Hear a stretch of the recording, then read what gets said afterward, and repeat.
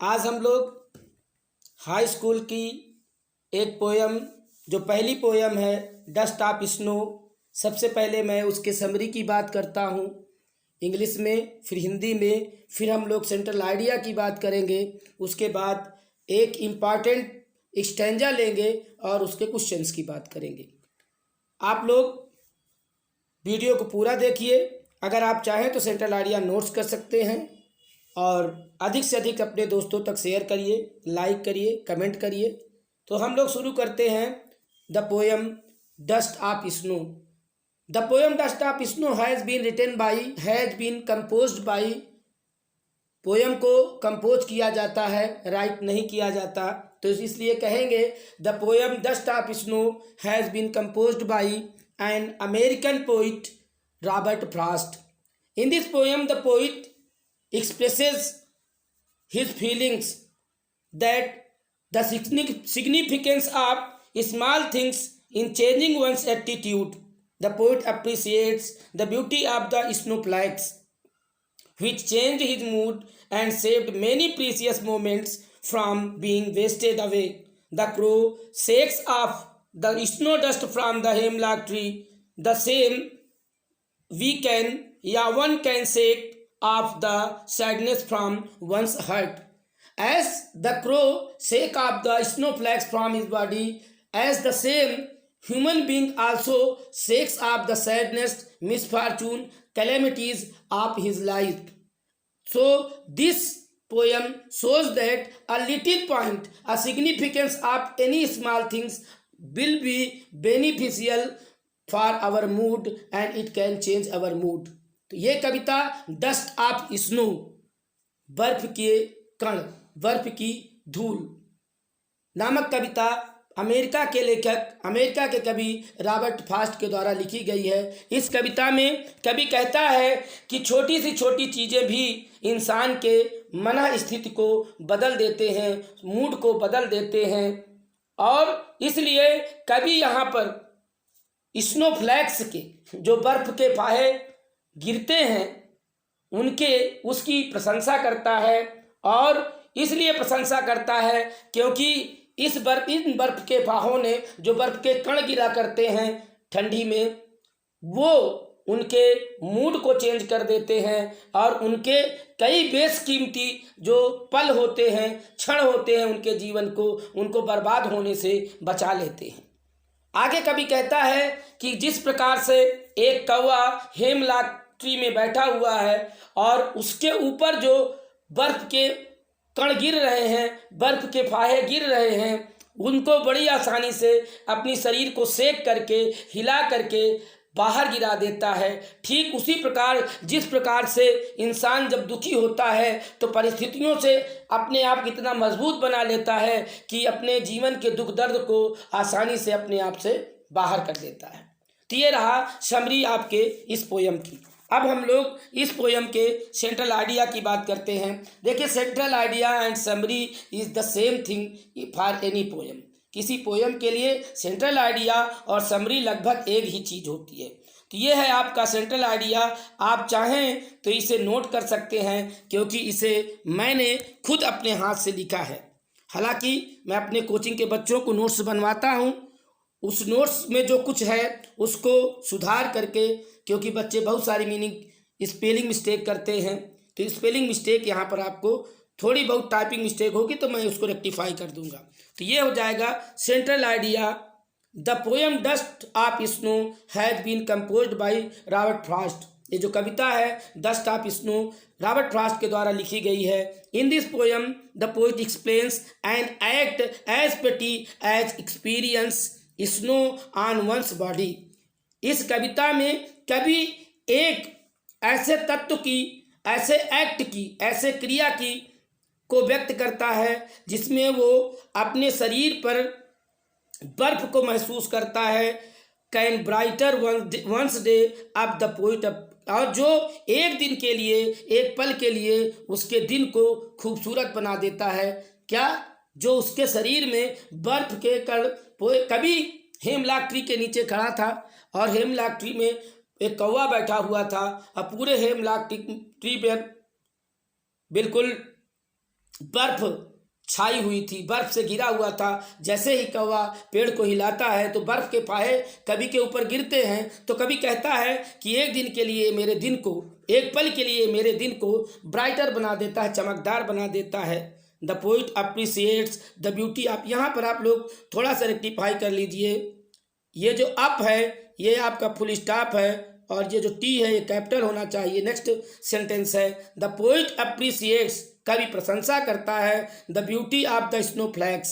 स्नोफ्लैक्स का मतलब होता है बर्फ के जो कण गिर रहे हैं उसकी प्रशंसा, उसकी सुंदरता को प्रशंसा करता है। विच चेंज हिज मूड, जो उसके मूड को, उसके मन बना स्थिति को चेंज कर देते हैं। So saved many many precious moment, जो उसके कई बेशकीमती पल को बचा लेते हैं। कैसे बचा लेते हैं? बर्बाद होने से बचा लेते हैं। जो उसके कुछ पल बीत रहे थे, बेवजह बीत रहे थे, अचानक बर्फ जब उनके ऊपर गिरती है तो वो पल कीमती बन जाता है। तो प्रीसियस मोमेंट, कीमती मोमेंट को फॉर बीइंग वेस्टेड अवे, बर्बाद होने से। तो ये रहा आपका सेंट्रल आइडिया। अब हम लोग इसके एक इम्पॉर्टेंट पैसेज की बात करते हैं। वैसे इस पोएम में जितने भी पैसेज हैं वो सब आपको पढ़ने हैं, सभी तैयार करने हैं, लेकिन मेरी तरफ से ये आपको इम्पॉर्टेंट पैसेज दिया जा रहा है। तैयार सभी करना है, लेकिन इसे 100% तैयार कर लीजिए, क्योंकि मेरी तरफ से ये इस साल बोर्ड एग्जाम 2023 के लिए बहुत ही इम्पॉर्टेंट पैराग्राफ है। तो ये हम देखते हैं, ये पैराग्राफ से बेहतर इसको स्टैंजा बोल सकते हैं या एक्सट्रैक्ट बोल सकते हैं। तो ये है the way a crow shook down on me. The way means जिस तरीके से, सूक डाउन हिलाकर गिरा देता है, ऑन मी मेरे ऊपर, डस्ट ऑफ स्नो बर्फ के कण, फ्रॉम हेमलॉक ट्री हेमलॉक के पेड़ से। हेमलॉक की मीनिंग होती है मंदार, जानते होंगे, या गांव के बच्चे मदार जानते होंगे, उसी के पेड़ को हेमलॉक ट्री कहा जाता है। तो हेमलॉक ट्री पर कौवा जिस तरह से बैठा है और अचानक से उस डाल को अपना पंख फड़फड़ाता है और डाल हिलाता है, जिसकी वजह से बर्फ के फाहे उसके नीचे खड़े कभी के ऊपर गिर जाते हैं। क्लियर? ये है आपका। आगे बात करते हैं हम लोग इसके इम्पॉर्टेंट ये पैसेज था, इम्पॉर्टेंट 3 क्वेश्चंस हैं मेरी तरफ से, आप इन्हें जरूर तैयार कर लीजिएगा।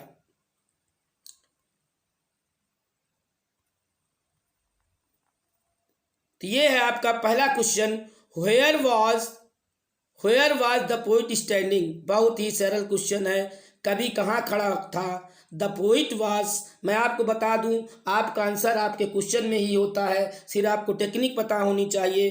पहले का आंसर होगा आपका the poet was standing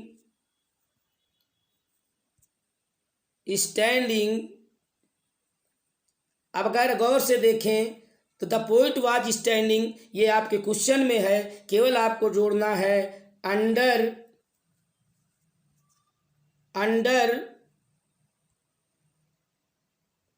the hemlock tree, under the hemlock tree, hemlock tree. ये है आपके फर्स्ट क्वेश्चन का आंसर, चाहे तो आप इसे नोट भी कर सकते हैं। क्लियर?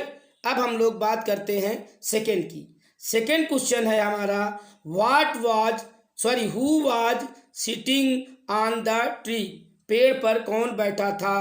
तो जब भी कोई क्वेश्चन हु से शुरू हो तो जानते हैं हु सब्जेक्ट को इंडिकेट करता है, इसलिए आंसर बनाते समय इसी के स्थान पर उस सब्जेक्ट को रख देंगे और आपका आंसर आसानी से क्लियर हो जाएगा। जैसे इसका आंसर होगा ए क्रो वाज सिटिंग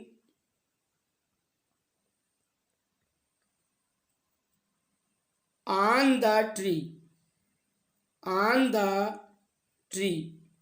कोशिश करिए मेरी हैंड राइटिंग पढ़ने की, क्योंकि मैं उंगली से लिख रहा हूँ, मुझे बहुत ज़्यादा प्रैक्टिस नहीं है।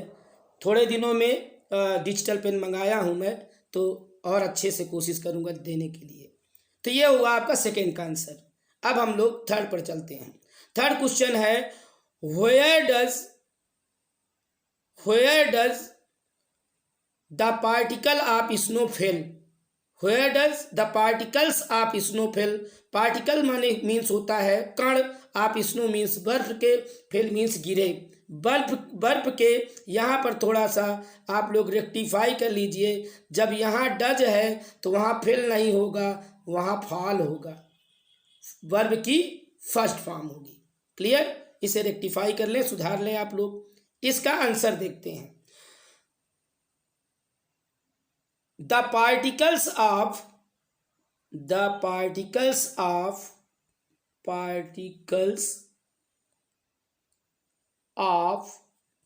snow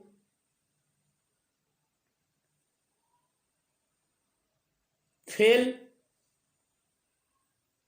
on, कहाँ गिरते हैं? The poet, on the poet, कवि के ऊपर गिरते हैं। तो ये रहा आपका इम्पॉर्टेंट पैसेज और इस पैसेज के इम्पॉर्टेंट क्वेश्चन जिन्हें मैंने आपको दिया। आप लोग हमारा वीडियो पूरा देखिए।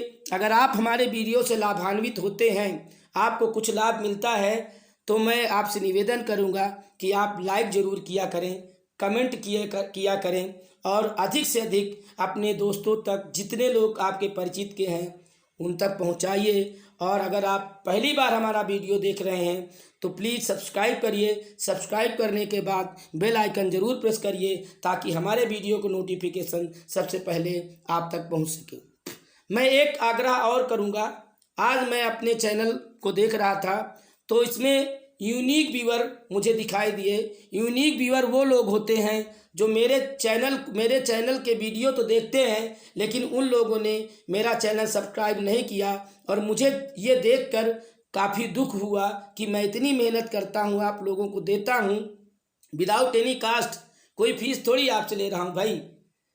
416 लोग ऐसे लोग हैं जो मेरा वीडियो देखते हैं, लेकिन उन लोगों ने मेरा वीडियो सब्सक्राइब नहीं किया। तो प्लीज़ आप लोग सब्सक्राइब कर लेंगे तो आपके सब्सक्राइब करने से 100% आपका कोई नुकसान नहीं होगा, लेकिन मेरा कुछ लाभ हो जाएगा। यदि आप मेरे वीडियो से कुछ लाभ ले रहे हैं तो please please please subscribe my channel. once again I request you all, especially my unique viewers, खासकर मैं अपने यूनिक व्यूअर से कहना चाहूँगा, प्लीज़ मेरे चैनल को सब्सक्राइब कर दीजिए। Thank you, thanks for watching.